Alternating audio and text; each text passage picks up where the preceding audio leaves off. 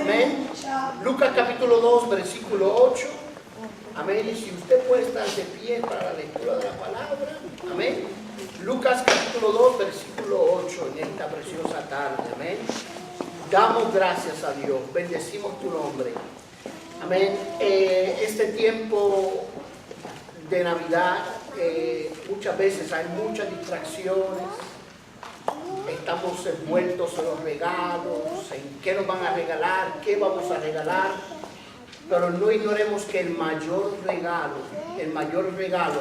que hemos recibido en este tiempo es la salvación de nuestra alma, el perdón de nuestros pecados, y que el mayor regalo que podamos recibir en la vida fue recibido a través de Cristo Jesús, que es nuestro mayor regalo. ¿Cuánto dicen amén, amados? Gloria a Dios. Lucas capítulo 2, versículo 8, vamos a leer hasta el 14, en el nombre del Padre, del Hijo y del Espíritu Santo. Habían pastores en la misma región que velaban y guardaban las vigilias de la noche sobre su rebaño. Y he aquí, se les presentó un ángel del Señor, y la gloria del Señor los rodeó de resplandor, y tuvieron gran temor. Pero el ángel les dijo: no temáis, porque he aquí os doy nuevas de gran gozo, que será para todo el pueblo, que os ha nacido hoy en la ciudad de David un Salvador, que es Cristo el Señor.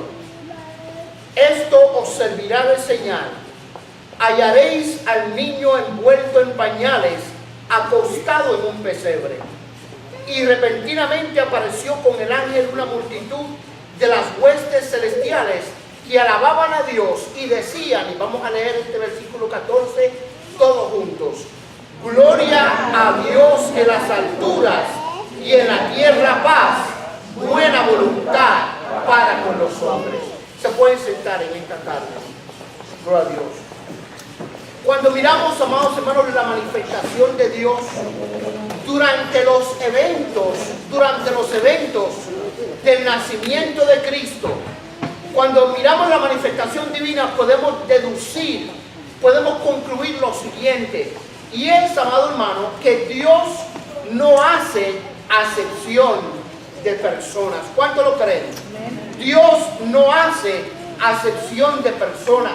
Si miramos las personas a quienes Dios se le manifiesta durante este tiempo, vamos a ver, amados hermanos, que Dios se manifiesta sobre la religión de Israel cuando el ángel Gabriel inicialmente interrumpe el silencio de Dios después de 400 años y le habla al sacerdote Zacarías.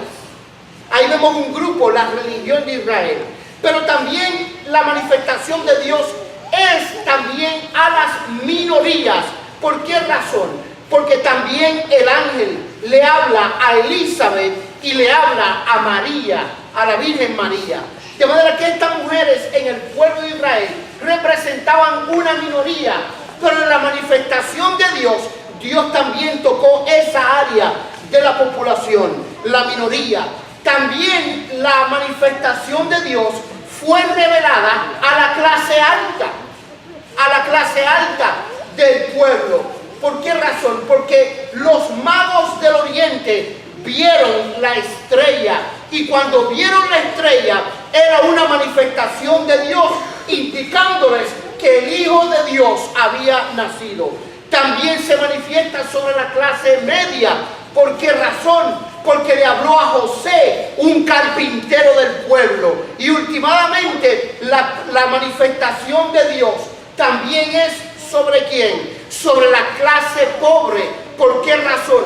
Porque había unos pastores de Belén apacentando ovejas en el campo, y a estos también Dios se le manifestó y Dios se les reveló. ¿Qué significa esto, amados hermanos? Que el Dios a quien nosotros le servimos, amén, se manifiesta a toda clase social, todo grupo social, y que Dios no hace acepción de personas. Que el evangelio es para el pobre, como también el evangelio es para el rico. Que el evangelio es para el desamparado, como también el evangelio es para el afortunado. ¿Por qué razón? Porque Cristo es el deseado, dice la Biblia, no de electo, no de algunas personas, sino que Cristo es el deseado, dice la Biblia, de todas las naciones. ¿Cuántos lo creen conmigo en esta tarde? Ahora, cuando miramos la revelación de Dios a los pastores de Belén, tenemos que estar conscientes quién era este grupo de personas. Primero que nada, los pastores de ovejas ocupaban la profesión más humillante del pueblo de Israel. La ocupación más sencilla, más humillante del pueblo de Israel. Y estos pastores a quien Dios se manifiesta inicialmente, dice la Biblia, que estaban cerca de la región de Belén. Esto es importante, ¿por qué razón? Porque estos pastores estaban día y noche, apacentando ovejas, y esta ocupación no les permitía ellos poder ser parte de ¿qué? De las actividades religiosas del pueblo de Israel. ¿Por qué razón? Porque la ocupación de pastor era una ocupación que era los 7 días de la semana, las 24 horas del día, de manera que estos pastores hacían turno, pero vivían en el campo día y noche. Estaban cerca de Jerusalén, pero no podían ser partícipes de las celebraciones religiosas del pueblo de Israel, aunque estaban cerca. No solo eso, sino que ellos, por estar en Belén, también apacentaban las ovejas que se iban a ocupar en el templo para el sacrificio. Ellos apacentaban las ovejas que se ocupaban en el templo para el sacrificio, pero ellos no podían ser partícipes de esa celebración, de esa ceremonia. Tanto así que el pueblo de Israel consideraba a un pastor de ovejas como una persona que estaba alejado de la religión de Israel. ¿No se ha sentido usted, amados hermanos, muchas veces así, que aunque está sirviendo en el ámbito del reino de Dios, se siente posiblemente apartado de una relación con Dios y de las actividades? Pues esta era la situación de los pastores. A consecuencia de su alejamiento de la religión de Israel, la voz de los pastores no tenía ningún peso legal en la comunidad. En otras palabras, cuando había un proceso legal, el testimonio de los pastores nunca era válido. ¿Por qué razón? Porque se consideraban personas alejadas de la sociedad. Mas sin embargo, mire qué lindo el Evangelio, que a estos fue a quien Dios les da un mensaje grande respecto a la llegada de nuestro Señor Jesucristo. Amén. Y esto nos muestra, amados hermanos, que entonces la voz de Dios, el mensaje de Dios, la manifestación de Dios a los pastores son un ejemplo de una gracia que afirma que cuando el hombre no se puede acercar a Dios, entonces Dios se acerca al hombre. ¿Cuántos lo creen, amados hermanos? Aleluya. Ellos estaban apartados, lejos de Israel, mas sin embargo Dios se le manifiesta a ellos. Se encendieron los aires y hace frío. Bueno, vamos a ver ahí. Gloria a Dios. Ahora, miren esto, amados hermanos. Cuando los pastores reciben la noticia, Israel estaba pasando por muchas vicisitudes, tanto política, tanto social, como militarmente. ¿Por qué razón? Porque el imperio romano constantemente oprimía al pueblo de Israel. Y tal parece que para Israel no habían buenas noticias. No habían buenas noticias. Económicamente hablando, los romanos subyugaban a Israel y les imponía impuestos. Militarmente hablando, los romanos destruían y atacaban al pueblo de Israel. Amén. Políticamente hablando, Israel era una minoría. Socialmente hablando, Israel estaba siendo, amén, subyugado, amén, a consecuencia de la opresión de su pueblo. Tal parece que para Israel no había buenas noticias. Y cuando nosotros miramos hoy las circunstancias que giran alrededor de nuestra vida, tal parece que no hay buenas noticias. ¿Dicen amén, amados hermanos? Cuando miramos el ámbito internacional, aparentemente no hay buenas noticias cuando vemos y realizamos el conflicto que hay hoy entre las naciones. Cuando miramos el ámbito de nuestra sociedad, también vemos inestabilidad moral, vemos falta de seguridad, vemos un incremento en la criminalidad y vemos conflictos internos dentro de la sociedad. Tal parece que no hay buenas noticias. Cuando miramos el ámbito de la salud y de la economía, todas las noticias que se escuchan en la radio y en la televisión y en los medios noticiosos no hablan de un futuro cierto y un futuro seguro a lo que respecta la economía y la salud. Tal parece que no hay buenas noticias. Cuando miramos el estado espiritual de la nación, aparentemente no hay buenas noticias. Y ese es un estado similar a la que se encontraban los pastores de Israel en ese tiempo. No habían buenas noticias. Pero de momento, mientras ellos apacentaban sus ovejas, de momento el cielo, amén, se abre, se irrumpe las tinieblas y Dios comienza a través del ángel del Señor a traerle buenas noticias a estos pastores. ¿Cuántos saben, amados hermanos, que el evangelio es un evangelio de buenas noticias? ¿Cuántos lo saben? ¿Cuántos saben que el evangelio, amados hermanos, trae buenas noticias, no importando lo negativo y los problemas circunstanciales que giran alrededor de nuestra vida? ¿Cuántos lo creen conmigo en esta tarde, amados hermanos? Y aquí el ángel del Señor le dice: no temáis, porque he aquí os doy nuevas de gran gozo. ¿Y para quién era este mensaje? Las nuevas de gran gozo. Dice que será para todo el pueblo.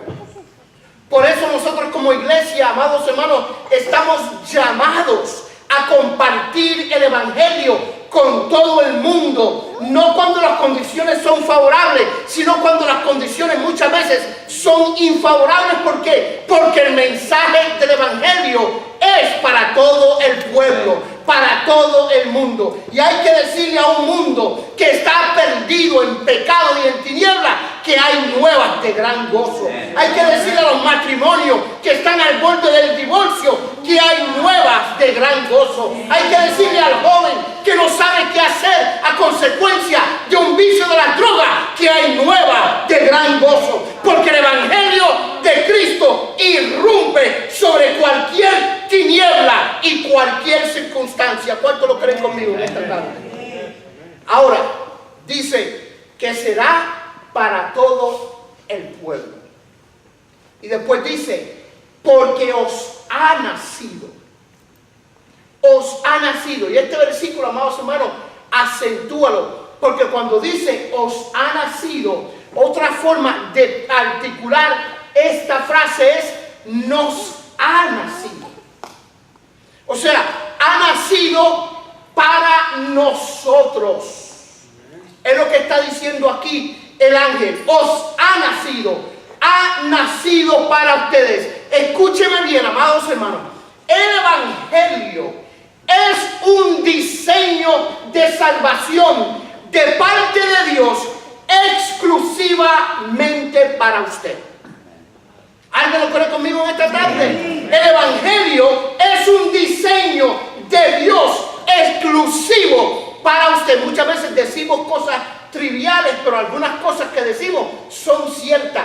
Amén. ¿Por qué razón? Porque la Biblia en una ocasión enseña que al pastor se le pierde una oveja y deja las 99 y viene por la una que se le perdió. ¿Sabe qué? Eso es el evangelio, que Cristo vino a salvar aquello que se le había perdido. Entonces, amado hermano, amado joven, varón que me escucha, vos tenés que entender, tienes que entender que el evangelio fue un diseño de Dios para tu salvación y que usted es óptimamente el beneficiado del ministerio de la salvación que se ha dado Dios. No podemos subestimar el gran precio que Dios estuvo dispuesto a pagar para salvarnos a nosotros, para salvarte a ti. De manera que usted con toda confianza, usted puede decir que Cristo vino para ti. Que Cristo vino para ti. ¿Alguien lo cree conmigo en esta tarde? Ahora, dice, os nos ha nacido, en otras palabras, el que ha nacido vino para nosotros. ¿Por qué razón?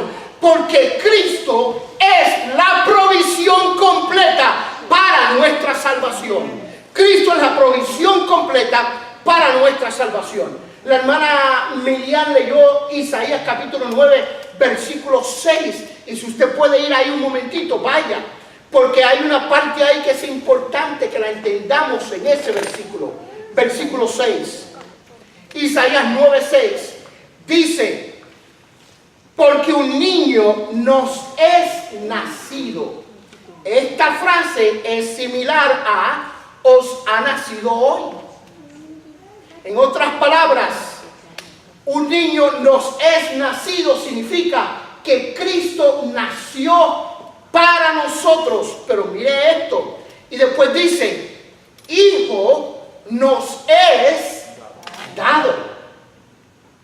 Un niño nos es nacido porque el evangelio es para mí. La persona de Jesucristo es para salvarme a mí. Pero después dice, hijo nos es dado. En otras palabras, Cristo es, escúcheme bien, aquella provisión que Abraham profetizó cuando Isaac le pregunta, padre, aquí está la leña y aquí está el fuego, pero ¿dónde está el corderito? Y Abraham responde y dice, no te preocupes, mi hijo, porque Dios proveerá para el cordero del sacrificio. En otras palabras, Dios, Jehová, Jireh, lo que necesitamos para nuestra salvación. Por eso cuando dice, hijo nos es nacido, el evangelio es para mí. Pero provisto por quién? Provisto por el Dios de los cielos, que hace provisión a través de la persona de su hijo, con el propósito de ser el sacrificio que nosotros necesitamos para la redención de nuestra alma. Alguien dice amén en esta tarde. Hijo nos es dado. Él es la provisión. Cristo es la provisión nuestra. El evangelio vino para mí a consecuencia de mis pecados, pero Cristo es la provisión de Dios. Amén. ¿Para qué? Para que haya comunión entre Dios y yo. Para restaurar una comunión que en una ocasión fue perdida. Para restaurar la relación que en una ocasión, a consecuencia de mi pecado y el suyo, fue restaurada a consecuencia de ese sacrificio que Dios proveyó para nuestras vidas. ¿Alguien puede adorarle en esta tarde? Dice, hijo nos es dado. Hijo nos es dado. Es Dios hecho carne. Dios hecho carne. Juan 1:14 dice, y aquel verbo fue hecho carne y habitó entre nosotros y vimos su gloria, gloria como el unigénito del Padre, lleno de gracia y de verdad. En otras palabras, cuando dice hijo nos es dado, es porque Dios se hizo carne, amados hermanos, y habitó entre nosotros para ser nuestro sustituto en la cruz del Calvario. ¿Alguien le puede adorar? Amén. Ahora, el mensaje del ángel a los pastores que estaban en el rebaño era un mensaje concreto. Era un mensaje concreto. ¿Por qué razón? Porque tenía dos elementos importantes para que algo sea concreto. Cuando a usted se le da un mensaje que es concreto, la persona puede mostrarle evidencias de la veracidad de ese mensaje. ¿Verdad que sí? Cuando alguien le da un mensaje concreto a usted, es porque la persona puede presentarle evidencias de la veracidad de ese mensaje. Amén. Si la hermana Bertrán mira a su amado esposo, eso es un mensaje concreto de parte de Dios. ¿Por qué? Porque ella ve a través de su esposo y la relación matrimonial que el Dios a quien ellos le sirven ha mostrado evidencia de la veracidad del poder y la misericordia y gracia de un Dios que cuida los matrimonios. Pregunto yo en esta tarde, ¿a quién Dios le ha dado evidencia de la veracidad del mensaje del evangelio? ¿Hay alguien? ¿Hay alguien que pueda dar testimonio, que pueda dar fe, que la experiencia que tuvo y lo que Dios cuando Dios da un mensaje, lo da concreto. Usted lo puede verificar. Dicen amén. Usted lo puede verificar. Y para que algo sea concreto, debe de ser verificable y debe de ser también establecido en el tiempo. Miren esto. Miren esto. Cuando Él dice, os ha nacido, dice el texto, hoy. ¿Eso es verificable con qué? Con el tiempo. Os ha nacido hoy. Y también evidencias. Evidencias que establecen lo concreto. ¿Dónde? En la ciudad de David. De manera que si los pastores iban a corroborar el mensaje del ángel, tenían primero que nada el tiempo, que era hoy, y dónde, en la ciudad de David. De manera que había una forma de verificar la veracidad del mensaje del ángel. El mensaje del ángel es un mensaje claro para que el hombre que está pasando por pruebas y tribulaciones pueda entender que la salvación que Dios ofrece es cuando, es hoy. Alguien dice amén, amados hermanos.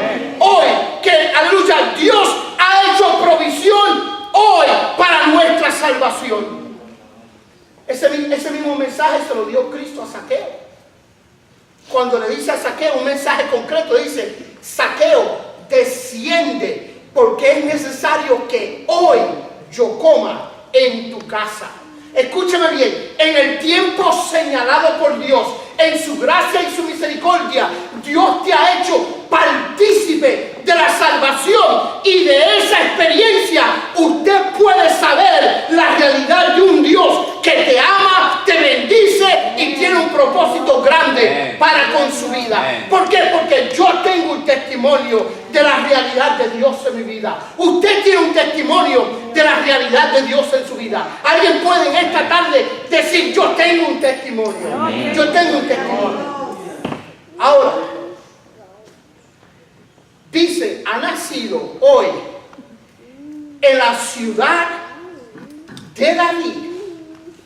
Ahora dice, un Salvador, que es Cristo el Señor. Ahora, ¿alguien sabe lo que significa la palabra Cristo? A ver. Cristo significa el ungido, el Mesías. El ungido, el Mesías. Eso significa Cristo, el ungido de Dios, el Mesías. Pero cuando dice Cristo el Señor, ahora la palabra Señor habla de ¿qué? De soberanía, de potestad y de poder. De manera que el ángel le dice: este es tu Salvador, ungido por Dios, y es el Rey de reyes, Señor de señores y Dios de toda creación. Ahora, a un Rey de reyes, un Señor de señores, a un Señor soberano, a un Mesías, yo lo voy a buscar en un palacio. ¿Verdad que sí? Yo no lo voy a buscar en la Freak Road. Yo lo voy a buscar en un lugar de autoridad y de poder. Yo lo voy a esperar en una carroza grande y elegante. Yo lo voy a buscar ¿dónde? En un palacio, en un centro gubernamental. Mas sin embargo, Cristo, Dios no le deja a ellos decidir dónde está, sino que ahora Dios da una prueba evidente que este Señor, Cristo y Salvador, iba a ser encontrado no donde ellos percibían debía de encontrarlo, sino en un lugar específico. Amén. Ahora, donde menos yo buscaría a un Mesías, Salvador y Señor, es en un corral de animales. ¿Verdad que sí? Yo no lo buscaría. ¿O lo buscaría usted ahí? Mira, va a venir un grande político, soberano, el Rey de reyes, Señor de señores, Él va a ser tu redentor, Él va a ser tu salvador, Él va a ser tu Mesías. Usted no va, pues entonces, ¿en qué jungla está? ¿En qué corral de animales está? No, usted buscaría un lugar apropiado para el nombre. Un lugar apropiado para el título. Mas sin embargo, Él mismo le dice, pero hay una señal. ¿Cuántos pueden decir conmigo, el rey viene? El rey viene, el rey viene. Pero hay una señal. ¿Y cuál era la señal? Hallaréis al niño envuelto en pañales, acostado ¿dónde? Donde menos uno lo espera. ¿Verdad que sí, amados hermanos? Donde menos uno espera a un Mesías Salvador. Vemos aquí, escúcheme bien, la plena manifestación de la majestad de Cristo, el Mesías, el Salvador, en un pesebre. ¿Cuál es el mensaje entonces que está transmitiendo el ángel a los pastores? Que este Mesías, Salvador del mundo, el Señor de toda la creación, ahora se está identificando con los pastores en su pobreza. Se está identificando con los pastores en su pobreza. ¿Por qué razón? Porque Cristo vino, amados hermanos, a sacarnos de la pobreza espiritual en la cual nosotros nos encontrábamos. Cristo vino a sacarnos de la miseria emocional en la cual nosotros nos encontrábamos. De manera que para poder Cristo redimirnos y ser un sacrificio legítimo, Él tenía que sentarse en la silla donde los pastores estaban sentados. Amén. Y hacerse pobre, hacerse humillación con el propósito de salvar al mundo. Amén. Si usted va conmigo a 2 de Corintios capítulo 8, versículo 9. 2 de Corintios capítulo 8, versículo 9. Mire lo que dice ese versículo. Porque Él se identificó con nosotros en nuestra pobreza. ¿Cuántos saben, amados hermanos, que Cristo se sentó donde estábamos nosotros? Que Él fue el que descendió y vino a donde estábamos nosotros. Que nosotros no estábamos capacitados para ir donde Él estaba, mas sin embargo Él vino y se sentó donde estábamos nosotros. Miren lo que dice 2 de Corintios 8:9, dice: porque ya conocéis la gracia de nuestro Señor Jesucristo, que por amor a vosotros se hizo, ¿qué, amados hermanos? Se hizo pobre, siendo que, siendo rico. Dios Jesucristo, siendo rico, habiendo estado sentado a la diestra de Dios Padre, dice que Él descendió, amados hermanos, y por amor tuyo y por amor mío se hizo pobre, siendo Él rico, siendo Él un Dios, siendo el Dios de toda la creación, para que vosotros, con la pobreza de Él, fuéramos ¿qué? Enriquecidos. ¿No es un gran mensaje de Navidad, amados hermanos? Que el que no tenía pecado se hizo pecado, que el que era pobre se hizo pobre, amén, y se sentó en el lugar donde usted estaba, para que a través de su sacrificio en la cruz del Calvario, Él te pudiera llevar a ti a donde Él estaba. Qué cosa más grande, ¿no, amados hermanos? Él estaba a la presencia de Dios, descendió de ahí, se hizo pobre para hacerte que tú pudieras sentarse al lado, en la presencia de Dios, tuviera acceso directo a la presencia de Dios. El mensaje del ángel fue una declaración local que iba a afectarlos a ellos directamente. Ese mensaje era para los pastores: vayan, que los vayan a encontrar en un pesebre. Vayan, porque Él va a estar allí envuelto en pañales. Este mensaje era concreto para los pastores. Esta parte nos demuestra algunos principios grandes del Evangelio, pero este mensaje fue específicamente para los pastores. Más sin embargo, este fue un mensaje local. Ahora, en la misma porción, después del ángel del Señor darle a los pastores el mensaje local, ahora hace un anuncio universal. Y cuando hace el anuncio universal, no solo, amados hermanos, afecta a los pastores, sino que también nosotros somos parte de ese mensaje universal. Cuando dice, gloria a Dios en las alturas. Escúcheme esto. Y después dice, y en la tierra, paz, buena voluntad para algunos hombres, buena voluntad para los judíos, buena voluntad para los guatemaltecos, buena voluntad para los salvadoreños, buena voluntad para los mexicanos, buena voluntad para los puertorriqueños. No dice buena voluntad para quién, para todos los hombres. ¿Cuánto dice el amén? Y cuando dice buena voluntad para con todos los hombres, me está incluyendo a mí dentro del programa Divino de Dios de Salvación, y amados hermanos, lo ha incluido a usted en el programa Divino de Dios para Salvación. ¿Cuántos saben que usted es parte de ese programa divino? ¿Alguien puede exaltar la gloria y la honra y la misericordia de un Dios que nos ama? Ahora, este mensaje universal encierra un contenido bien poderoso. La gloria de Dios en la tierra, escúcheme, es manifestada a través de la persona de Jesucristo. Gloria a Dios en las alturas y en la tierra paz. La bondad de Dios es manifestada en la tierra a través de la persona de nuestro Señor Jesucristo.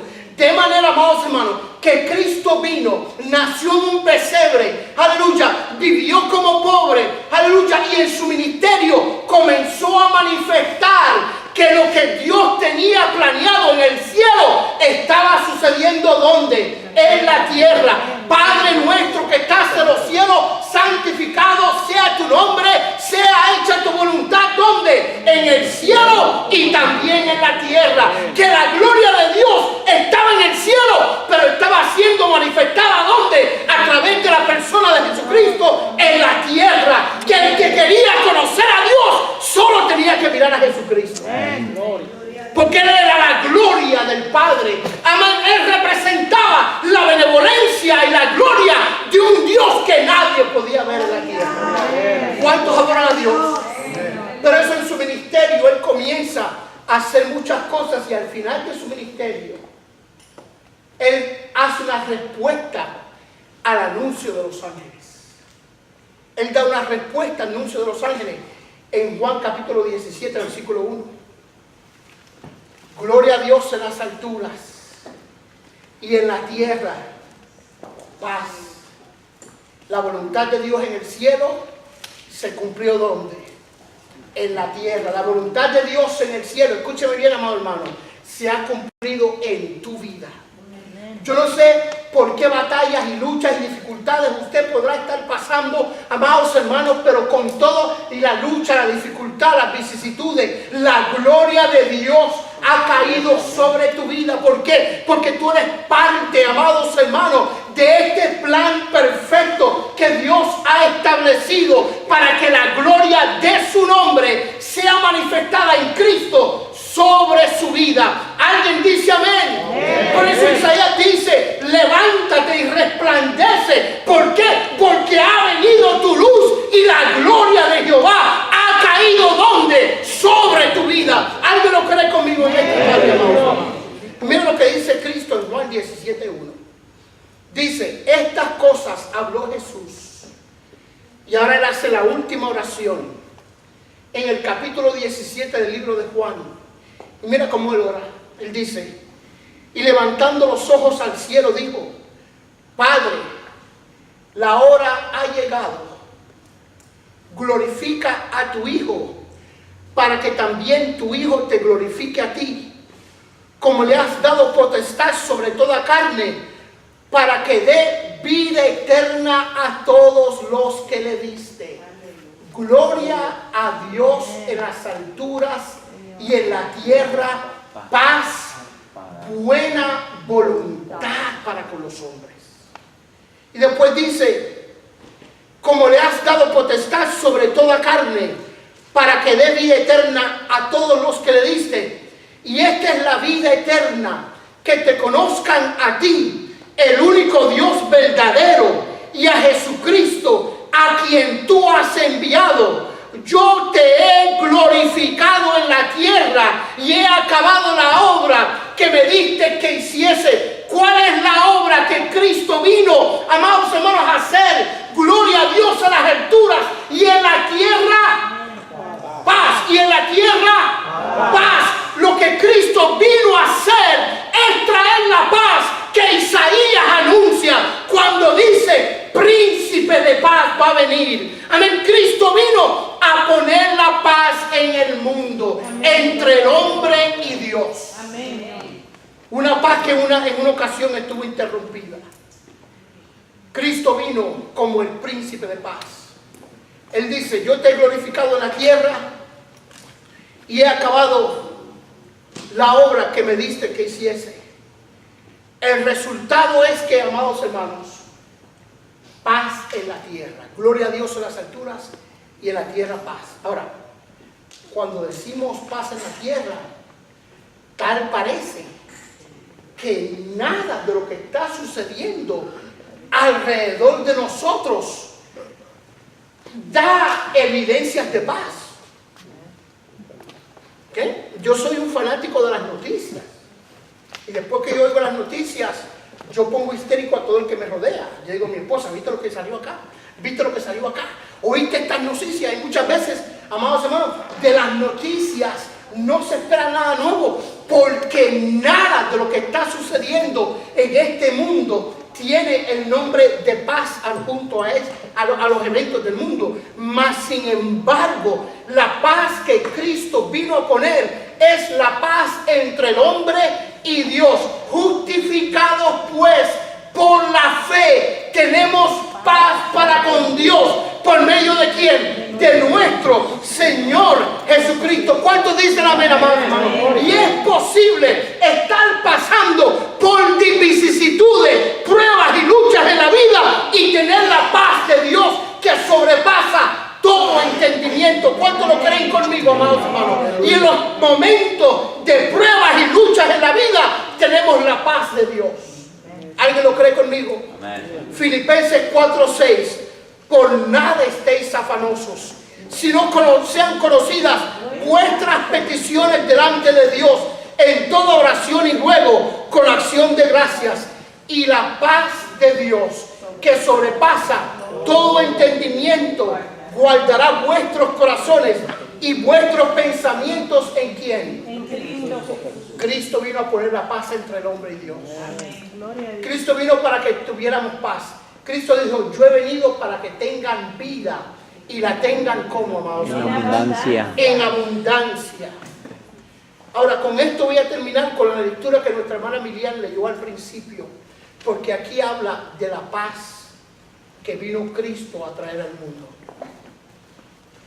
Isaías 9:6, vamos a volver a leerlo. Dice: porque un niño nos es nacido, hijo nos es dado, y el principado sobre su hombro, y se llamará su nombre admirable, consejero, Dios fuerte, Padre eterno, pero ahora se llama príncipe de paz. Príncipe de paz. Y de esa paz ahora el profeta elabora cuando dice: y lo dilatado de su imperio. Nótese que el anuncio de los pastores fue durante el tiempo del imperio romano, ¿verdad que sí, amados hermanos?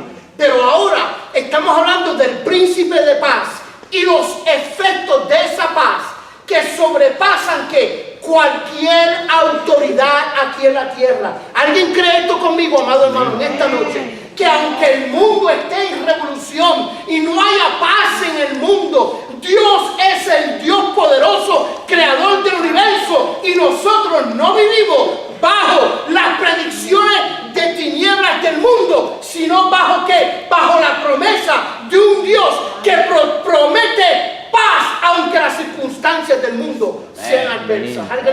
Amén. Y dice, lo dilatado de su imperio. ¿Qué significa eso? Lo extendido de su imperio. Lo extendido de su imperio.